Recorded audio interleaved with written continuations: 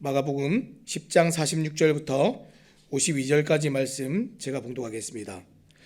그들이 여리고에 이르렀더니 예수께서 제자들과 허다한 무리와 함께 여리고에서 나가실 때에 디메오의 아들 맹인 거지 바디메오가 길가에 앉았다가 나사렛 예수시란 말을 듣고 소리질러 이르되 다윗의 자손 예수여 나를 불쌍히 여기소서 하거늘 많은 사람이 꾸짖어 잠잠하라 하되 그가 더욱 크게 소리질러 이르되 다윗의 자손이여 나를 불쌍히 여기소서 하는지라.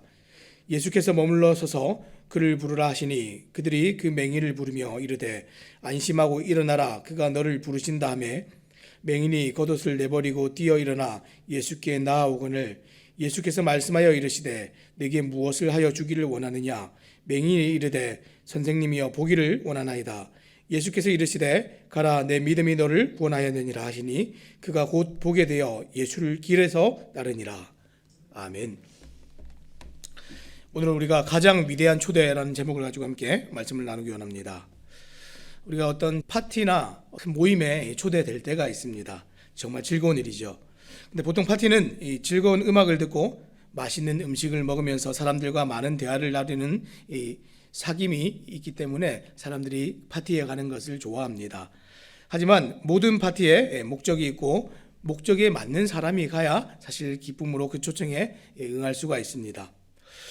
우리도 마찬가지로 결혼식이든지 돌잔치든지 하다못해 생일 파티를 가도 이런 경험들을 다 하게 되는데요. 어떤 초청은 응하는데 또 어떤 초청은 우리가 거절하고 응하지 않는 초청이 있습니다. 어떤 초청은 불편한 사람이 있거나 목적 자체가 불편해서 가기를 우리가 꺼려하거나 거절하는 경우가 있습니다. 또 어떤 초청은 파티 자체의 즐거움도 있겠지만 내가 얻기 원하는 것이 있어서 분명한 목적을 가지고 초청에 응하기도 합니다.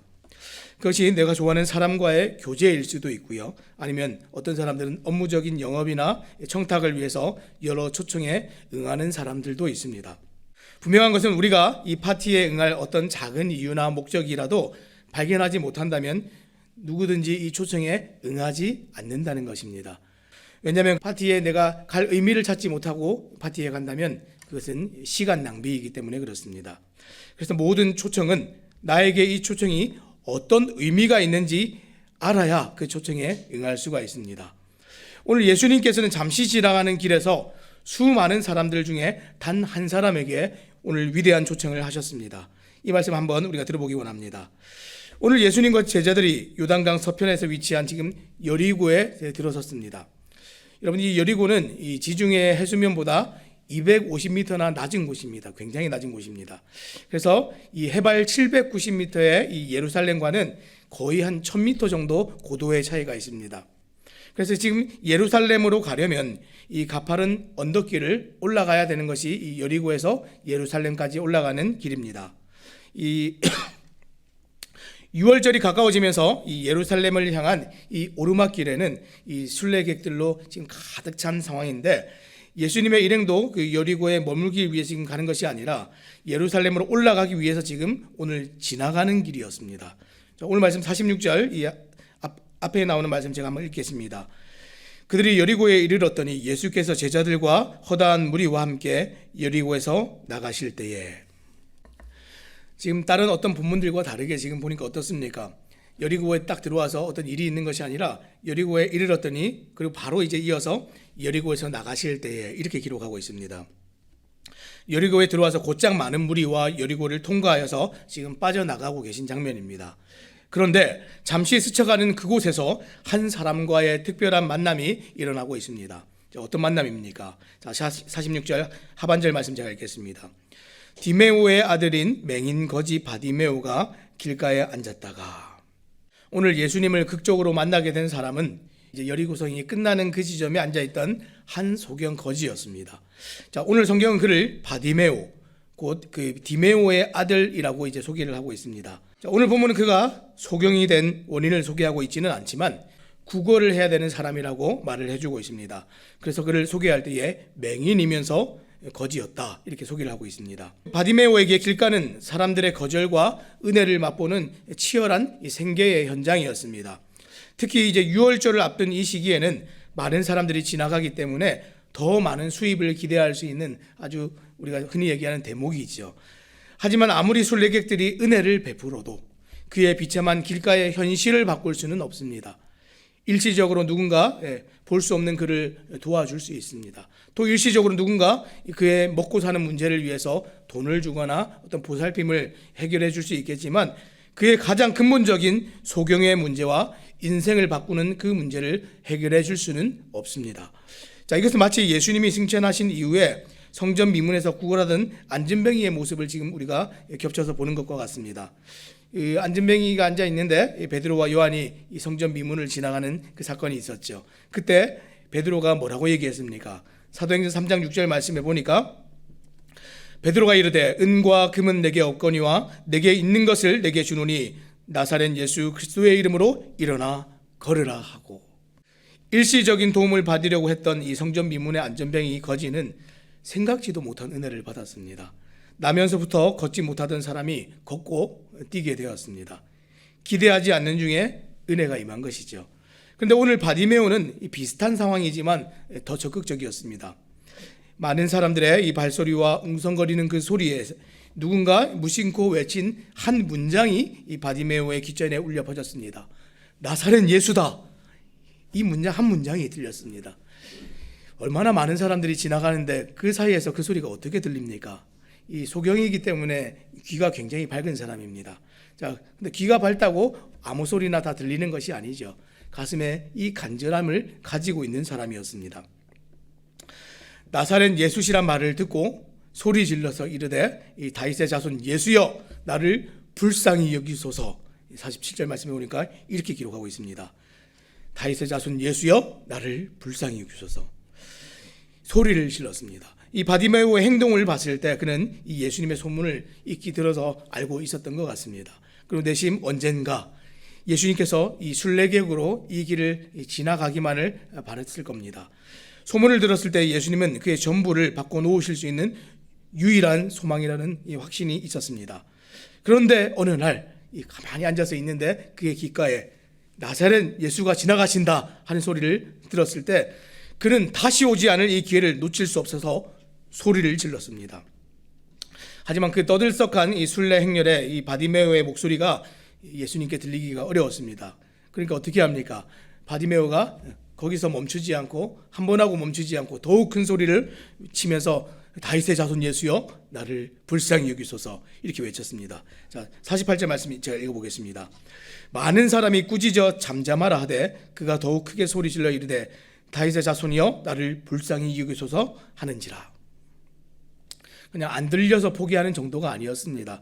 이 사람이 갑자기 떠드니까 사람들이 너가 뭔데 이렇게 떠들어 그러면서 잠잠히 시켰다는 것이죠. 사람들이 잠잠히 시키는데도 불구하고 그는 이 예수님을 만나야 되기에 더욱 큰 소리로 외쳤습니다. 그들의 생각에 이 바디메오를 꾸짖는 사람들의 생각에는 예수님은 이제 예루살렘에 올라가시면 큰 일을 하실, 어쩌면 왕이 되실지도 모르는 분인데 이 바디메오는 이 높으신 분의 행차에 어울리지 않는 사람이라고 그렇게 생각을 했습니다. 사랑하는 여러분, 혹 우리는 누군가 예수님께 나아오는 것을 우리가 막고 있지는 않으십니까? 어떤 사람이 저 사람은 참 교회 다니면 교회에 좀 해를 끼칠 것 같은데 은연중에 우리가 혹 이런 생각을 가진 적은 없습니까? 저 사람은 교회와 어울리지 않는 사람이라고 우리가 생각하거나 마음으로라도 또 막아선 적은 없습니까? 내가 실제로 가서 당신은 교회 오지 마시오 이렇게 얘기는 하지 않을지라도 마음속으로라도 혹시 또 그런 적은 없으십니까? 하지만 우리가 그런 때 기억하시기 바랍니다. 예수님께서는 죄인들을 구원하시기 위해 이 땅에 오셨고 가장 어울리지 않을 것 같은 그 사람을 예수님께서는 사랑하셨습니다. 사실 우리도 따지고 보면 예수님과 너무 어울리지 않는 사람들이었습니다. 죄인들이었고 자기만 아는 사람들이었고 정말 우리가 물 먹듯이 하나님 보시기에 악을 행하는 그런 사람들이었는데 우리를 주님께서 사랑해 주셨습니다. 자, 이 바디메오에게 예수님은 어떻게 하셨습니까? 자, 49절 말씀 읽겠습니다. 예수께서 머물러 서서 그를 부르라 하시니 그들이 그 맹인을 부르며 이르되 안심하고 일어나라 그가 너를 부르신다 하매. 마침내 그의 간절한 외침이 예수님의 발걸음을 멈춰 세웠습니다. 앞서 예수님께서는 예루살렘으로 향하시는 이 길의 성격을 분명히 하셨습니다. 예수님이 예루살렘으로 왜 올라가십니까? 그것은 이 제자들이나 어떤 사람들이 생각하는 것처럼 높은 자리가 아니라 가장 낮은 자리를 섬기는 종의 길로 지금 가고 계시다. 이 설명을 앞에서 여러 번 하셨습니다.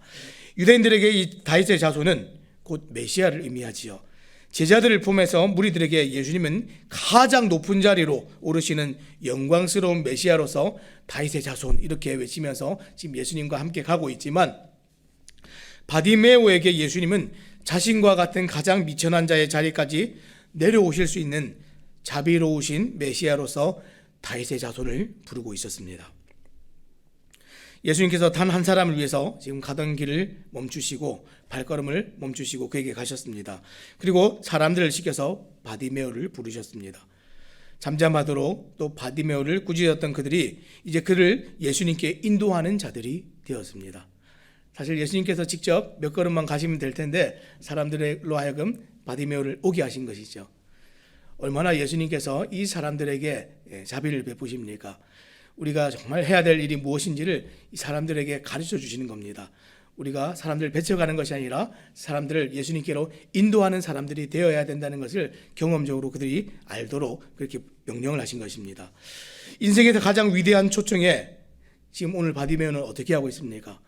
겉옷을 던져버리고 일어나 뛰어갔습니다. 자, 50절 말씀입니다. 맹인이 겉옷을 내버리고 뛰어나 일어나 예수께 나아오거늘.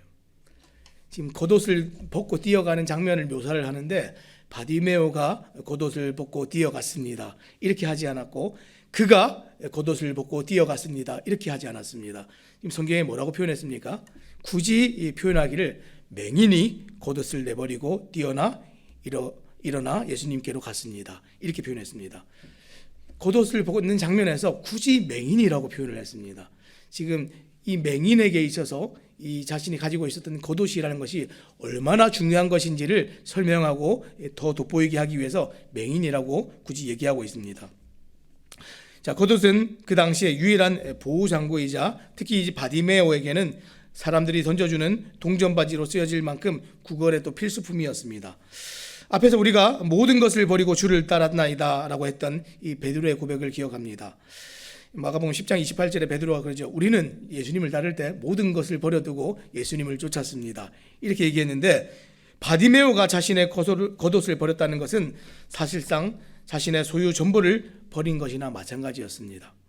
그는 예수님의 이 위대한 초청이 자신의 모든 것을 당장 버려두고라도 나아가야 되는 초청이라는 것을 알았습니다.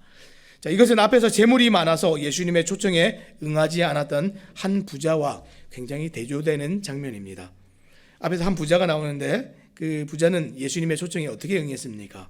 마가복음 10장 21절 22절 말씀 제가 한번 읽겠습니다. 예수께서 그를 보시고 사랑하사 이르시되 내게 아직도 한 가지 부족한 것이 있으니 가서 내게 있는 것을 다 팔아 가난한 자들에게 주라. 그리하면 하늘에서 보화가 내게 있으리라. 그리고 와서 나를 따르라 하시니 그 사람은 재물이 많은 고로 이 말씀으로 인하여 슬픈 기색을 띠고 근심하며 가니라.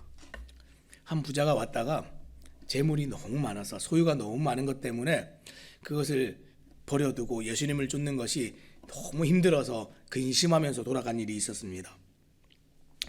오늘날도 예수님의 위대한 초청에 오히려 근심을 하면서 자신의 삶의 자리로 돌아가 버리는 사람들이 우리 주변에 많이 있습니다. 왜냐하면 예수님의 초청에서 자신이 얻을 것이 얼마나 위대한 것인지 알지 못하기 때문에 이 파티에 오지 못하는 것입니다. 그래서 예수님의 이 위대한 초청에 응하기 위해서는 우리의 가장 큰 문제가 무엇인지, 그리고 예수님께서 우리를 위해서 무엇을 하실 수 있는 분인지, 우리는 예수님께 무엇을 얻을 수 있는지 우리는 분명히 알아야 됩니다. 그런데 오늘 바디메오는 이것을 분명히 알았습니다. 그래서 볼 수는 없지만 누구보다 청력이 뛰어난 바디메오가 나사렛 예수라는 그 이름의 이 위대한 초청에 즉각적으로 반응을 했습니다.